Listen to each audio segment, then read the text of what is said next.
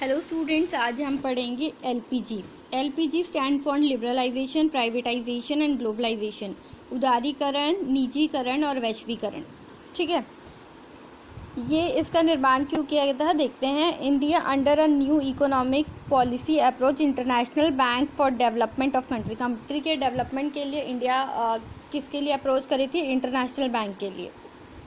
ठीक है, अब एलपीजी क्यों आया है ये मैं बताती हूँ। तो कंट्री जब देश आज़ाद हुआ था तब कंट्री की इकोनॉमिक कंडीशन सही नहीं थी, तो छोटे छोटे जो भी रूल्स और रेगुलेशन, जो भी नियम्स, जो भी कमिटीज़ बनानी थी वो बनाया गया। अब कंट्री की आर्थिक स्थिति जो 5 ईयर प्लान्स है उसमें कुछ प्लान्स हो गए थे।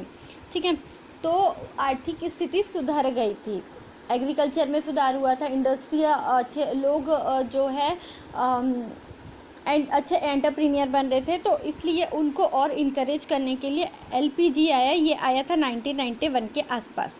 ठीक है, तो इसका मेन ऑब्जेक्टिव था कि कंट्री में जो कंपटीशन है, ठीक है, कंपटीटर्स हैं हमारे डोमेस्टिक जो कंपटीटर है उनके बीच में कंपटीशंस बढ़ाना, उनको और डेवलप करना, नई नई टेक्निकी का यूज़ करना, इंटरनेशनल लेवल पर भी इंपोर्ट एक्सपोर्ट को बढ़ाना और पूरे विश्व में अपना जो भी है कंट्री का जो बिजनेस है उसको डेवलप करना। तो ये देखते हैं लिबरलाइजेशन सबसे पहले। ठीक है, तो हमारी कंट्री में क्या था, मैं ये आपको शॉर्ट फॉर्म में बता देती हूँ। हमारी पहले कंट्री में क्या था कि बहुत ज़्यादा रिस्ट्रिक्शन थे बिजनेस को लेके, हर काम के लिए से बहुत सारे रूल्स रेगुलेशन फॉलो करने रहते थे, सारे डॉक्यूमेंट्स फुलफिल करने रहते थे। तो इस वजह से जो भी पब्लिक या प्राइवेट सेक्टर है उनको बड़ी दिक्कत थी। कुछ सामान के प्रोडक्ट, हर चीज़, मतलब हर एक प्रोडक्ट के लिए लाइसेंस की ज़रूरत होती थी सेल करने के लिए, और जिनको एक्चुअल में अगर लाइसेंस उनके लिए ना भी बनाया जाए तभी भी कोई दिक्कत नहीं होगी। बहुत ज़्यादा रूल्स थे जिसकी वजह से खर्चे भी बहुत ज़्यादा होते थे। तो बिज़नेस में जो इंडस्ट्रियल है उनको वो फ्रीली काम नहीं कर पा रहे थे, इसलिए लिबरलाइजेशन को लेके आया गया। एलपीजी का फर्स्ट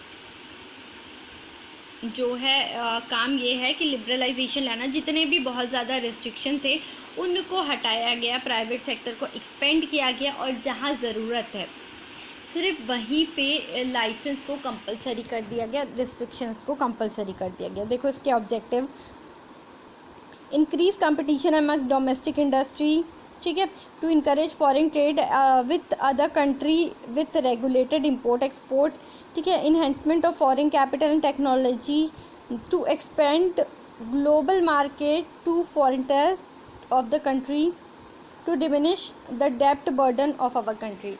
फॉरेन ट्रेड को बढ़ावा देने के लिए, इनकरेज करने के लिए, फॉरेन कैपिटल और टेक्नोलॉजी में इन्हेंसमेंट करने के लिए जो डेब्ट हैं का बर्डन है, जो लोन, जो भी फिनेंशियल दिक्कतें हैं उनके बर्डन्स को कम करने के लिए लिबरलाइजेशन पॉलिसी आई। अब एलपीजी का सेकंड पॉलिसी है प्राइवेटाइजेशन। तो प्राइवेटाइजेशन में क्या है, अब हमारी जब हमारा देश आज़ाद हुआ, 5 ईयर्स प्लान बने, तो बहुत सारी इंडस्ट्री बनी, सब पब्लिक कंपनी के अंडर थे, सब गवर्नमेंट के अंडर काम कर रहे थे। अब कंट्री इतनी डेवलप हो गई थी कि अब गवर्नमेंट हर जगह तो सारे पब्लिक सेक्टर खोल नहीं सकती है, तो उन्होंने पब्लिक सेक्टर को बढ़ावा देने के, प्राइवेट सेक्टर को बढ़ावा देने के लिए जो भी उनके ऊपर रिस्ट्रिक्शन थे, जो भी बहुत ज़्यादा वर्क डॉक्यूमेंटेशन थे, उनको कम किया गया बढ़ावा देने के लिए प्राइवेटाइजेशन को, ताकि देश विदेश तक के कंट्री अपना जो है इंपोर्ट एक्सपोर्ट को इनकरेज कर सके। देखो इसका ऑब्जेक्टिव क्या था, फिनेंशियल सिचुएशन ऑफ गवर्नमेंट का फिनेंशियल सिचुएशन सुधारने के लिए। अब प्राइवेट सेक्टर से भी गवर्नमेंट को इनकम होती है तभी वो कंट्री का डेवलपमेंट करते हैं, तो सिर्फ गवर्नमेंट कंपनी ही ना, एक प्राइवेट एंटरप्रेन्योर भी अपना इंडस्ट्री अच्छे से डेवलप करे, ताकि कंट्री का फिनेंशियल कंडीशन, गवर्नमेंट जो देश के लिए करते हैं उनका फिनेंशियल कंडीशन सुधर सके। वर्कलोड, पब्लिक सेक्टर कंपनी का वर्कलोड कम करने के लिए, ठीक है। Rise fund from D investment की वजह से जो फंड में कमी होती थी उसको राइज करने के लिए। Increase the efficiency of government organisation to provide better improvement and goods and service to customer. अब प्राइवेट सेक्टर है तो वो अच्छा बेटर क्वालिटी का प्रोडक्ट और सर्विस कस्टमर को प्रोवाइड कर पाएगा। Create healthy competition in society, encourage foreign trade investment. ठीक है, फॉरेन डायरेक्ट इन्वेस्टमेंट को इनकरेज करने के लिए। अब है ग्लोबलाइजेशन, तो ये वैश्वीकरण एकदम नाम से ही क्लियर हो रहा है कि पूरे वर्ल्ड में अपने जो भी इंपोर्ट एक्सपोर्ट है, फॉरेन ट्रेड है, उसको सही तरीके से चलाने के लिए वैश्वीकरण लेके आया गया। ये एलपीजी की लास्ट पॉलिसी है।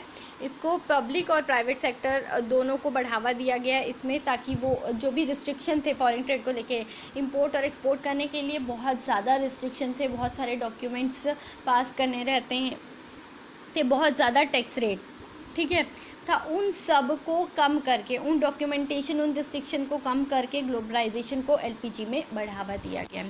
आई होप आपको ये अच्छे से समझ में आ गया होगा।